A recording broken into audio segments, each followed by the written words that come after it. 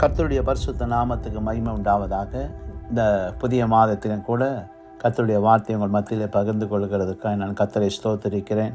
இந்த 4வது மாதத்திலும் கூட நம்முடைய இந்த மாதத்துக்கான ஒரு ஆசீர்வாதமான ஒரு ஆலோசனையான ஒரு வார்த்தையாக நீதிமொழிகளின் புஸ்தகம் 19வது அதிகாரம் 21வது வசனம்.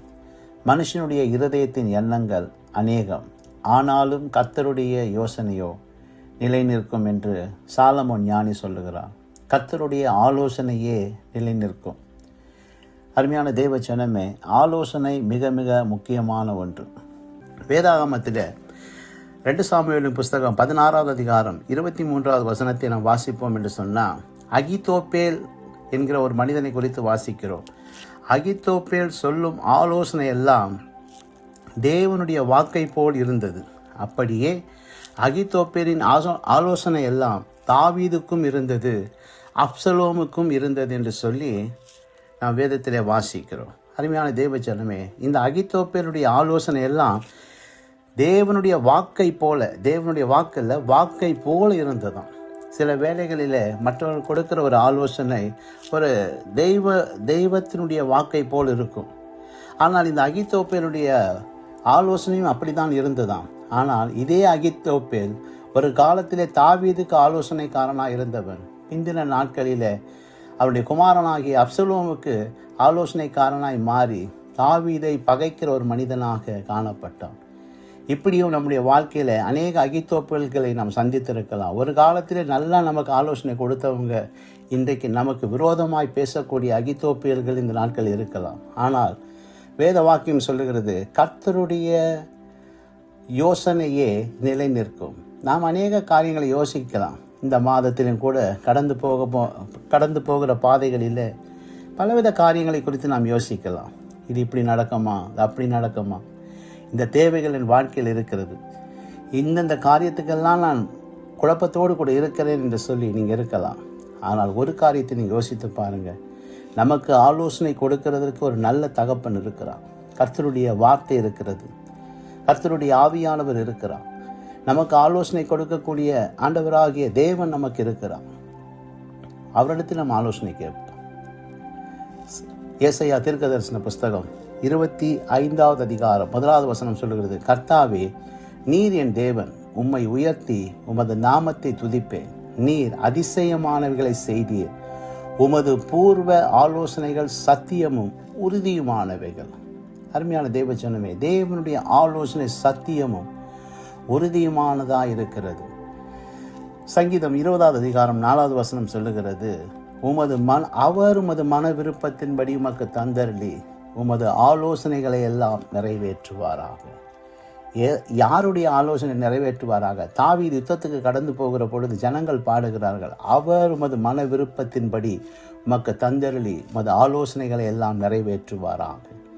அப்போது தேவனுடைய ஆலோசனைப்படி நடக்கிறவருடைய வாழ்க்கை எப்படி இருக்கும் என்று சொன்னால், 7வது 8வது வசனத்தை நீங்கள் வாசிப்பீர்கள் சொன்னால், தேவனுடைய ஆலோசனை இல்லாமல் இருக்கிற மக்கள் சில ரதங்களை குறித்தும் சில குதிரைகளை குறித்தும் மேன்மை பாராட்டுகிறார்கள். நாங்களோ கர்த்தருடைய ஆலோசனைப்படி, கர்த்தருடைய வார்த்தையின்படி, கர்த்தருடைய சத்தத்துக்கு கீழ்ப்படிந்து வாழ்கிற நாங்களோ எங்கள் தேவனாகிய கர்த்தருடைய நாமத்தை குறித்தே மேன்மை பாராட்டுவோம். அவர்கள் முறிந்து விழுந்தார்கள், தேவனுடைய ஆலோசனை இல்லாதவர்கள் முறிந்து விழுவார்கள், நாங்களோ எழுந்து நிமிர்ந்து நிற்கிறோம் என்று சங்கீதக்காரன் யுத்தத்துக்கு போகும் பொழுது ஜனங்கள் பாடின பாடு. அருமையான தேவ ஜனமே, தேவனுடைய ஆலோசனையின்படி நம்முடைய வாழ்க்கையை அமைக்க கற்றுக்கொள்வோம். நம்முடைய வாழ்க்கையில் அநேக காரியங்கள் மனுஷனுடைய சத்தத்தை கேட்டு இன்றைக்கு நம்முடைய குடும்பங்களிலும் நம்முடைய தனிப்பட்ட வாழ்க்கையில் பல பிரச்சனைகள் நாம் சந்தித்திருக்கலாம். அல்லது நாம் கடந்து போகிற பாதைகளில் நமக்கு ஒரு நல்ல ஆலோசனை கொடுக்கிற, நம்மை கைட் பண்ணக்கூடிய நல்ல ஆட்கள் இல்லாமல் இருக்கலாம்.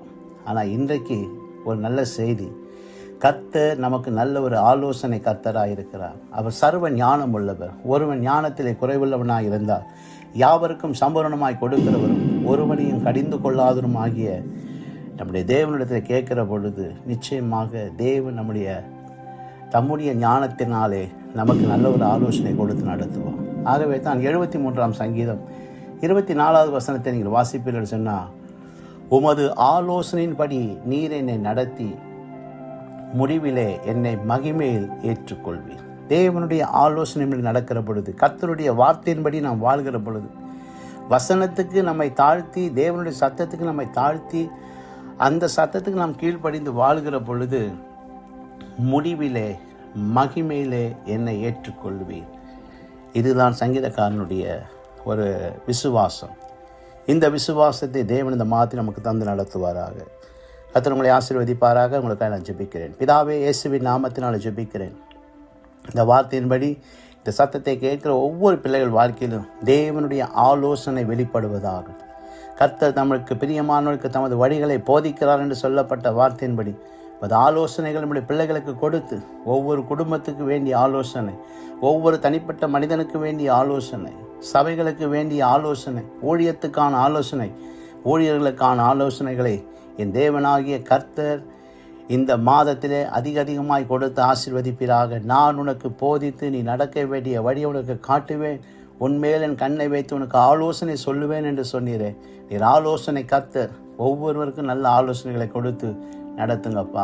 யாரெல்லாம் குழப்பத்தோடு கூட இருக்கிறாங்களோ அவர்களுக்கு எல்லாருக்கும் ஒரு தெளிவை உண்டாக்கி நல்ல ஆலோசனைகளை கர்த்தர் கொடுத்து நடத்துங்க. இயேசு கிறிஸ்துவின் நாமத்தில் பிதாவே. கர்த்தர் தாமே உங்களை ஆசீர்வதிப்பாராக.